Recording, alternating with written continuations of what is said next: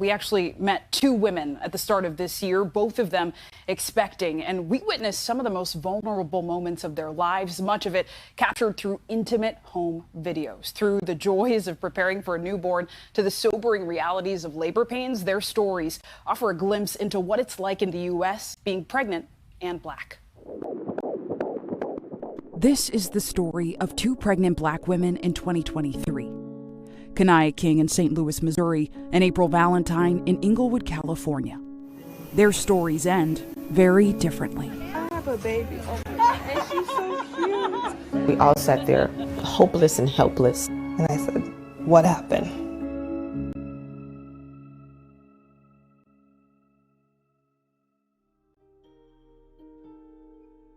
How did you and April meet? I seen her, and it's like she lit up the room. She just came over there and told me, she was like, "You're gonna be my protector." And She said that to you the first time you met. yeah, the first time. At 31 years old, April is pregnant with her first child. Nija is her partner and the father. He and one of April's older sisters, Keisha, will be in the room when she gives birth. When she told me she wanted me to be in the room, you'd have to kind of know mine and April's relationship was like, I don't want to see All that? all of that. I'll just say all of that, right? April met Stannis Askew, her doula, at 19 weeks. Birthing doulas are trained non-clinical professionals who support clients through pregnancy, labor, delivery, and postpartum. April's birthing plan. Walk me through that. Birthing plan is to have a natural birth. She doesn't have any risk factors. She understands the statistics. Black women in pregnancy and birth being 3 to 4 times more likely than the white counterpart to have complications in a birthing situation. Stannis says the doctor, Gwen Allen, asked for her credentials and was on board. You have some that are doula friendly, you have some that are not doula friendly. And April's doctor is? Yes. Claims to be, yes.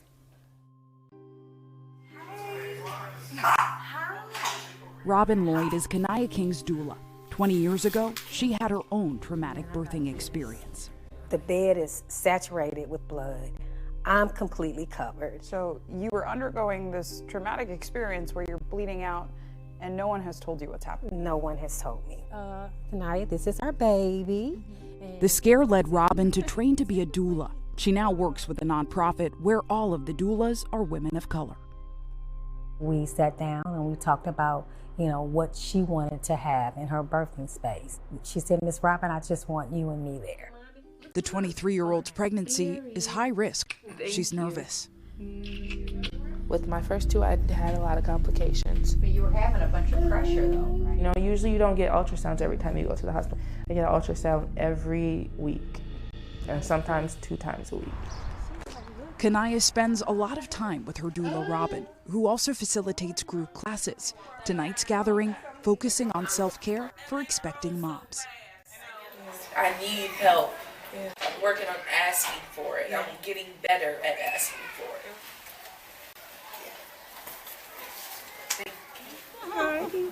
it. Kanaya's first child was born at 28 weeks and spent months in a neonatal intensive care unit. So this time, she's decided to get a cerclage. It involves placing stitches on the cervix to prevent it from opening too soon, which can result in a premature birth. It's really important that if you're having any of these signs, we need to make sure that you call the doctor, then you call me. Robin was Kanaya's doula for the birth of her first daughter, Alea. In labor, Kanaya got an infection and was hospitalized. And I looked at Miss Robin, and she blatantly asked me, she was like, do you want your baby? I said, yeah. And she's like, okay, we're gonna have a baby. What are you feeling? Yeah. What are you feeling? I'm very grateful for her. Because if she wasn't there, I don't know what would have happened with me or Elea. And do you think you would be here and your kids would be here if you hadn't had a doula? Not at all, no. Not at all. It's Friday, January 6th. April reaches out to her doula, Stannis, for advice following a doctor's appointment. She called me to say the doctor wanted to do induction. My first question to her is, why? Is your blood pressure up? She's like, no, everything is good. By Monday, April is at 3 centimeters, and the family says Dr. Gwen Allen wants her to go to the hospital. There, April's sister, Keisha, grows concerned. It looked run down. The walls were yellowing, and honestly, had kind of a weird smell. It was just the beginning of their troubles at Centinela Hospital Medical Center's labor and delivery ward. She calls and she says, they're not going to let you in. Had that happened to you before as a doula? No. That's the whole reason she had picked that doctor, because the doctor black and she accepted doulas to be in the room. Nija and Keisha stay beside April, who is now in pain, and they say despite multiple requests to nurses, Dr. Allen does not arrive or take their calls. And she says, well, the doctor will cuss us out because she doesn't like us to call her over complaints like this. About how many times do you think you all asked for the doctor? More than 10. More than 10. More than 10 times. Because Stannis is not allowed in the hospital, she supports April over video calls and text. Ask why she had you come to the hospital. Early Tuesday morning, April's pain is getting worse. Nija and Stannis say she gets an epidural. April starts saying, I think my leg is swollen up. We go tell the nurse to come and check it out. The nurse says, oh no, that's normal. She starts texting me. I don't know why they had me come here this early. The family says Dr. Gwen Allen doesn't arrive until late Tuesday afternoon, nearly a day since April was admitted. The doctor came in finally at like 4:30. When the doctor came in at 4:30, I was like, look what the wind done blew in. She just immediately didn't tell April what she was doing or nothing. Spread her legs, shoved her hand in there, and snatched her fingers out. And water and stuff just started gushing out of April. I'm like, what you just do? She's like, oh, I just bust her water. Dr. Allen leaves the room and doesn't return, according to the family. They say April continues to throw up and complain of pain. The nurse suggests pressing the epidural button for pain management. After she did that, April started throwing up more. I'm coughing, I'm choking, but then it cuts off. It's like, right? And Nigel starts screaming. April, April, April, April, April. He starts screaming out, she's not breathing. The nurse is frozen in place. Nija starts CPR on April. Still, the family says no Dr. Allen. They say a nurse rushes in to give April an oxygen mask. Her eyes got real watery and the tears just started coming down and they rolled to the back of her head. And she just hit the bed. And her body just went limp. And he's saying, save my baby, save my girl. He's saying both of them, save my baby, save my girl. Dr. Allen finally come in, she like, what's going on, what's going on, what happened? Kanaya is due in a week and a half, but she and her doula, Robin, are at the hospital today. We were concerned that her baby wasn't moving as he should be. Kanaya's cervical stitches, the cerclage, are removed, so labor should be imminent.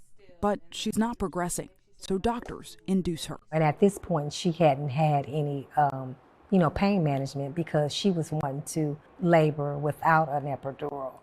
But her labor continues for 14 hours. Kanaya reluctantly decides to get an epidural due to the severity of pain. There are no other complications, and on June 25th, 2023, Essamuah is born. You seem to love being a mom. Yes, I really do. I really do. I think God put you on this earth to do something. I think being a mom is my something. Her third time around, Kanaya says her delivery experience was good, but it wasn't always this way. I've noticed that with having babies, the doctors don't care what will happen to you as a Black woman. They weren't talking to me. They were talking amongst themselves like I wasn't in the room and I was the one giving birth. I was just an object, it seemed like. What do you think made the difference? Miss Robin, actually, my doula.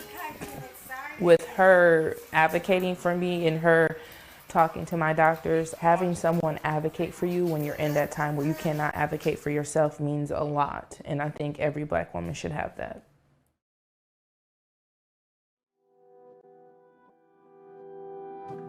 It's been almost a full day since April was admitted to the hospital. Her doula, Stannis, is home and desperate for an update. Radio silence. I'm like, hey, what's going on? Nothing. 3 o'clock, just checking in, nothing. 6 o'clock, I'm like, what is happening? And then her phone goes to silent. 11 o'clock p.m., my phone rings. April's phone's calling me. I'm like, April. And it's her sister. She says, no, Stannis, it's Keisha. And I said, what happened? She said, she didn't make it. April died.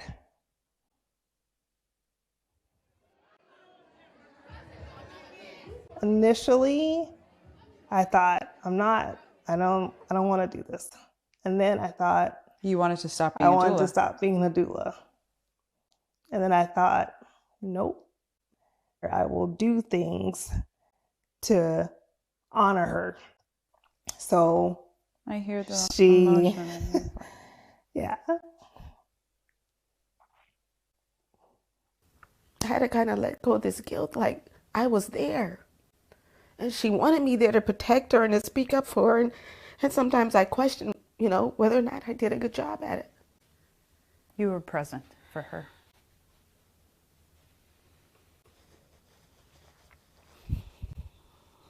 Was. The LA County coroner ruled April's cause of death on January 10th, 2023, a blood clot that likely traveled from her leg to her lung. The attorney for Valentine's attending physician, Dr. Gwen Allen, telling NBC News, Dr. Allen is prohibited by federal law from publicly commenting about her treatment of Miss Valentine. Dr. Allen, the attorney says, did not cause Miss Valentine's death. We reached out to the doctor multiple times for an interview, but the request was denied. We will not give up! The family has protested at Sentinella regularly since April's passing, even filing a complaint with the LA County Board of Supervisors. In September, change came. Sentinella Medical Center announcing it would shut down its labor and delivery ward, citing an exponential decrease in demand. The day of its closing marked by a vigil. When people heard that they were closing down the hospital, some people were like, yeah. I was like, no, my sister would have never wanted that. Why? Because now where do you go have your baby? If you live in England, I think she would like for women to know that they have a choice. Because April at some point felt like she didn't have a choice. Today, Anaya, Nija and April's daughter, is home in Inglewood. Anaya was delivered via crash C-section and lives with complications from the birth. Keisha and Stannis believe Anaya would not have made it had Nija not insisted she be saved. How often do you come here? I come Monday through Friday every morning. I have to stop by her because a piece of me still here. I'm reminded that the first time you met April, you said you would be her protector. Yes, ma'am. And I guess to this day, I'm going to hold up like I made her promise. I'm going to keep it. It's very difficult. Very difficult. So, obviously not just protesting, there is a lawsuit. What's the status of that? Yeah, it is difficult, and the family has chosen to take legal action, Chuck. April's partner, Nija, actually filed a civil lawsuit against Sentinella, the hospital, its staff, and Dr. Allen. Dr. Allen's attorneys say, in part, that she denies each, every, and all of the allegations contained in the complaint, adding it was the plaintiff's own negligence that caused the accident and any injuries sustained. Now, the attorneys for Sentinella Hospital say all treatment was with the express and implied consent of April, and that she was aware of and accepted the risk. risks. The hospital, meanwhile, says the damages allegedly sustained were caused by forces which were beyond the control of the hospital and the individuals named in that complaint, Chuck. All right, they can say all that, but has there been an investigation? Yeah, so the family filed a complaint with the LA County Board of Supervisors, and they investigated and cited many of the anecdotes that you heard from the family in that.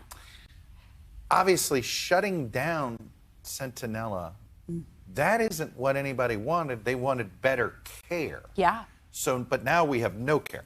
Absolutely. I mean, that seems like we're taking a step backwards here. And my eyebrows went up, right, when April's sister, Keisha, said that to me. This is not a win. This is not what April would have wanted. But I get that. Yeah, because the community of Inglewood, California, Chuck, is about 15% persons in poverty and around 41% people of color. Right now, that means all of those people just lost access to a key health care resource. And we focused here, and we're in Inglewood, California, but this is, and we're going to discuss it later in this program, this is a huge issue in rural America, isn't it? Absolutely. There are maternity care deserts, not just in cities like Inglewood, but around the country. And the concern is simply closing hospitals like this means people have less and less access. And it's dangerous when you're in a vulnerable position like giving birth, like going into labor. And it seems as if you really have to, if you don't have a rural hospital, you need to find a midwife or a doula. Yeah, it's interesting that the popularity of doulas has increased. Now, data does show the presence of a doula improves health outcomes for women. So there are clear benefits. Of course, there's still conversations going on about, is healthcare going to cover, right, the cost of a doula? It's not always free for these women. Not every state will cover it. Right. So there's still a lot of work to be done to make sure a lot of people have access to what's been a key resource. Tough story to do, but thank you for doing it. It's important to get it out. Thanks for watching. Stay updated about breaking news and top stories on the NBC News app or follow us on social media.